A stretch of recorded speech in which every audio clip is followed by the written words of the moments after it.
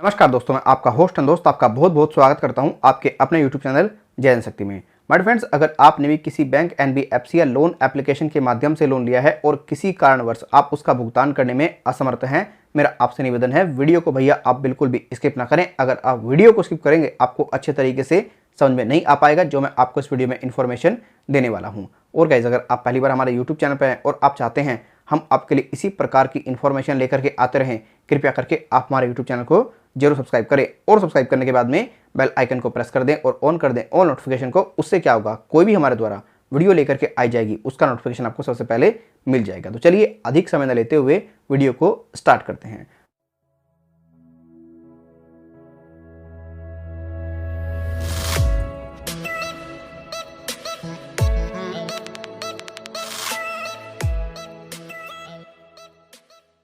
My friends, मेरे पास में आप लोगों के कई ईमेल आते हैं जिसमें कि आप अपनी कोई परेशानी बताते हैं, कोई व्यक्ति कोई परेशानी बताता है। गाइस, मैं किसी व्यक्ति को तो बाय कॉल पूरे तरीके से उसकी समस्या का समाधान करा देता हूं और किसी व्यक्ति को ईमेल पर समस्या का समाधान करा देता हूं। बट गाइस, मैं आप लोगों को बताना चाहूँगा, आप जो भी मुझे ईमेल करते हैं, आपके जो ईमेल्स मुझे आते हैं आपके मोबाइल नंबर नहीं होते। तो आपसे एक मेरा हम्बल रिक्वेस्ट है, आप जो भी ईमेल करें उसमें अपना मोबाइल नंबर जरूर मेंशन कर दें और 24 से 72 घंटे का इंतजार करें। अगर आपने मोबाइल नंबर मेंशन कर दिया है तो मेरे द्वारा आपको कॉल करके अप टू डेट कर दिया जाएगा। दोस्तों, मेरे 3 सब्सक्राइबर का मुझे कुछ इस प्रकार का ईमेल आया जिसमें कि उन्होंने बताया, सर हमने एक बैंक से लोन लिया है 2 लाख रुपए का, हम उसका भुगतान करने में पूरे तरीके से असमर्थ रहे क्योंकि लॉकडाउन लग गया। रिकवरी एजेंटों ने काफ़ी हमारे साथ में गलत कार्य किया, हमें डराया, हमें धमकाया, हमें प्रताड़ित किया, हमारी इज्जत पर पूरे तरीके से प्रहार किया। अब मेरे पास में पैसा तो है लेकिन मैं इनका पैसा नहीं दूंगा, चाहिए कुछ भी कर लें, चाहिए मुझे जेल करा दें। ऐसे ही मेरे एक सब्सक्राइबर ने बताया, सर मैंने मनी व्यू से लोन लिया था और मैं उसका भुगतान करने में पूरी तरह से असमर्थ रहा। रिकवरी एजेंटों ने मेरे साथ में भी कुछ इसी प्रकार की हरकत की, मुझे डराया, मुझे धमकाया, लेकिन अब मैं उसका पैसा किसी भी हाल में नहीं देना चाहता। उनका भी यही कहना था। एक व्यक्ति ने कहा, सर मैं पूरे तरीके से इनका पैसा देना चाहता हूँ लेकिन जो मेरे साथ इन्होंने गलत कार्य किया है उसका ये मुझे पूरे तरीके से हर्जाना दे दें तो बेहतर है, तब जा करके ये मामला रिजॉल्व होगा। दोस्तों, आपको क्या पता है, आप जो भी लोन लेते हैं बैंकों के थ्रू, तो मैं आपको बता दूं, ये जो बैंकों के थ्रू आपको लोन दिया जाता है इसमें आप लोगों की ही गाड़ी कमाई रहती है, पता है ना आपको।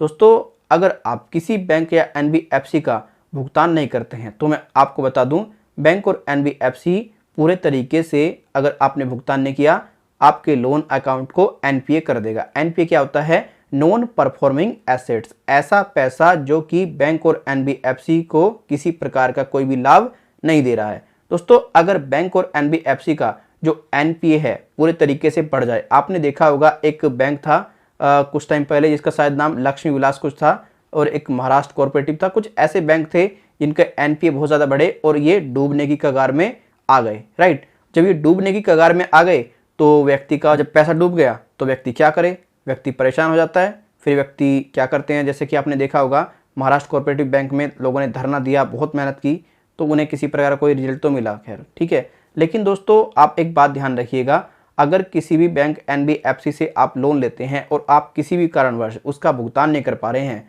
आप ये सोच करके बैठ जाते हैं कि हाँ भाई, अब मेरे ऊपर बैंक और एनबीएफसी किसी प्रकार का कोई भी लीगल एक्शन नहीं ले सकती।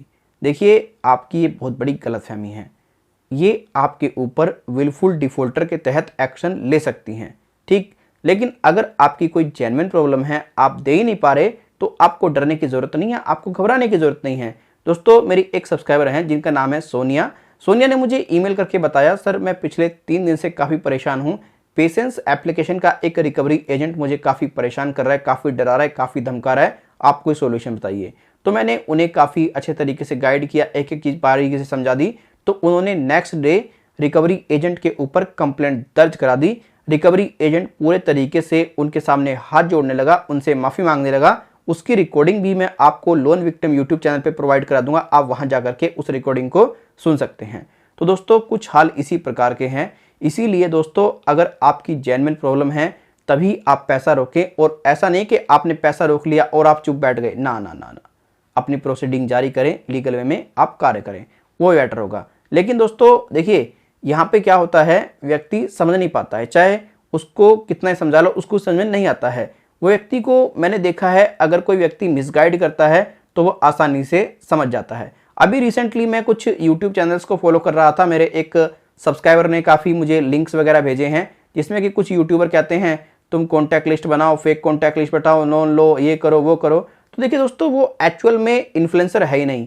उनका काम है लोगों के साथ में खिलवाड़ करना, अपने फायदे के लिए चंद लोगों को पूरे तरीके से डुबवा देना। क्योंकि जितना डीपली मैं इन एप्लीकेशंस के मामले में घुसा हूं, तो मुझे नहीं लगता कि कोई यूट्यूबर इतना डीपली गया होगा। दोस्तों, आप कभी भी ये ध्यान रखिएगा, किसी व्यक्ति को किसी प्रकार का लॉस मत पहुंचाइए और हमेशा हैप्पी रहिए, आपको बेनिफिट जरूर मिलेगा। अपना तो यही काम है। कुछ लोगों ने मुझसे पूछा कि सर ये क्या है पेशेंस एप्लीकेशन जो है, इसके क्या रिकवरी एजेंट हमारे घर पे आ जाएंगे। कुछ लोगों ने ये भी कहा सर रुफिलो के रिकवरी एजेंट क्या हमारे घर पे आते हैं। तो आपको बता दूं, बिल्कुल रुफिलो के जो रिकवरी एजेंट हैं घर पे आते हैं। तीसरे व्यक्ति ने यही पूछा क्या सर किस्त एप्लीकेशन के रिकवरी एजेंट घर पे आते हैं। तो डेफिनेटली किस्त के भी रिकवरी एजेंट घर पे आते हैं। चौथे व्यक्ति ने कहा कि सर क्या स्मार्ट कॉइन के रिकवरी एजेंट घर पे आते हैं। तो आपको बता दूं, स्मार्ट कॉइन के भी किसी प्रकार के कोई भी मतलब रिकवरी एजेंट घर पे नहीं आते हैं। दोस्तों, फिर लोगों ने मुझे पूछा कि सर क्या ये रैपिड रुपी के रिकवरी एजेंट घर पे आते हैं। तो इनके किसी के रिकवरी एजेंट घर पे नहीं आते हैं, जैसा कि मैं आपको बता चुका हूं। अब समस्या क्या आ जाती है, समस्या ये आ जाती है जब ये घर पे भी नहीं आते, फिर ये धमकी क्यों देते हैं, क्योंकि इन्हें अपना लोन रिकवर कराना होता है। दोस्तों, आप ऐसे चवन्नी छापों से बिल्कुल ना डरें। अगर ये घर पे आने की बात कहें तो कहो भाई मोस्ट वेलकम, घर पे आओ, कोई दिक्कत वाली बात नहीं है। और अगर आपके साथ में किसी प्रकार की कोई बदतमीजी करता है तो इंस्टेंटली आप 100 नंबर डायल करके उसकी शिकायत दर्ज करा दें, राइट। बट कोई व्यक्ति घबराए ना, कोई व्यक्ति डरे ना कि मेरे घर पे तो 4 रिकवरी एजेंट आकर के हंगामा कर रहे हैं, ऐसा कर रहे हैं, वैसा कर रहे हैं। अरे भैया, कोई लोन लिया है, कोई गुनाह नहीं किया, कोई चोरी नहीं की, कोई डाका नहीं डाला, लोन लिया है उसका विद इंटरेस्ट हम वापस कर रहे हैं, ठीक है, ये बात है। अगर दोस्तों कोई व्यक्ति लोन लेकर के जानबूझ करके पैसा ना दे, वो बात एक अलग हो जाती है। ऐसा नहीं है बैंक चेक नहीं कर सकता, एनबीएफसी चेक नहीं कर सकता, सब कुछ उनको पता होता है। तो दोस्तों, आपको क्या लगता है, क्या आप बैंक और एनबीएफसी या लोन एप्लीकेशन से लड़ना चाहेंगे या पेमेंट इनकी रोक करके अपना भविष्य बर्बाद कराना चाहेंगे? आप डिसाइड कीजिए, कमेंट सेक्शन ओपन है, मुझे जरूर बताइए, फिर मैं आपको नेक्स्ट वीडियो में बताऊंगा डिटेल में।